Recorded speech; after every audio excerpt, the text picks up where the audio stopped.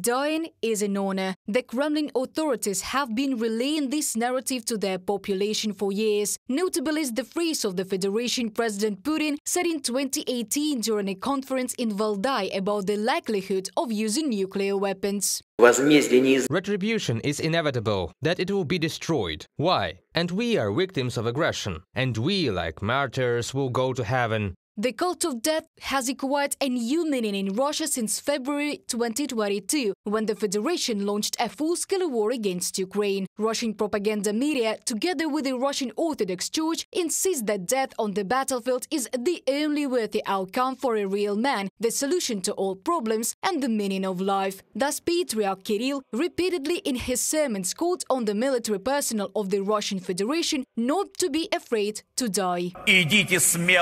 Go boldly to fulfill your military duty, and remember that if you lay down your life for your homeland, for your friends, as the Holy Scripture says, then you will be with God in His kingdom.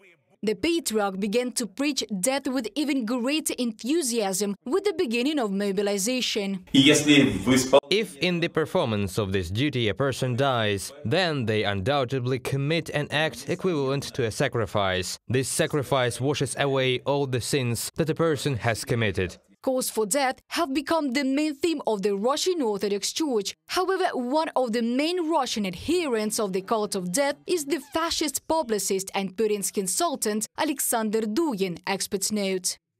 We are breaking through some impenetrable wall with our killed people. When we are done, such a sweet, such pure light will pour out of the gap. Alexander Dugin, Russian philosopher, political scientist, quoted by Novaya Gazeta.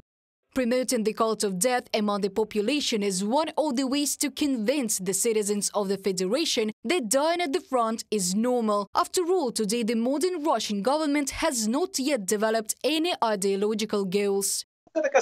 This is such a manipulative technique of sketching out ideology in the Soviet style. The Russian regime strives to protect confidence that everything is normal, everything is controlled. If anything happens, it happens on the periphery. The goals of the war are being released daily. The Russian Orthodox Church plays an active role in promoting the cult of death in Russia, and this is quite natural because the current church in Russia is a legacy of the USSR, experts assure. The Stalinist church still remains Stalinist, KGBist, and it will be ready to fulfill any desires, whims, and even strengthen them, of the ruling elite headed by a dictator. You need to profess the cult of death, and it is a continuation of the Soviet cult of death. In the Soviet Union, they indulged in this extremely and extolled it because the Soviet Union fought, first of all, sacrificing its people. Therefore, in order to somehow explain this, the ideology was developed because it is so good to die for the fatherland. In Russia, the cult of death is becoming the main ideology and new religion, experts emphasize. And this is a purposeful policy, the essence of which is said by the head of state himself when he makes a statement to the whole country.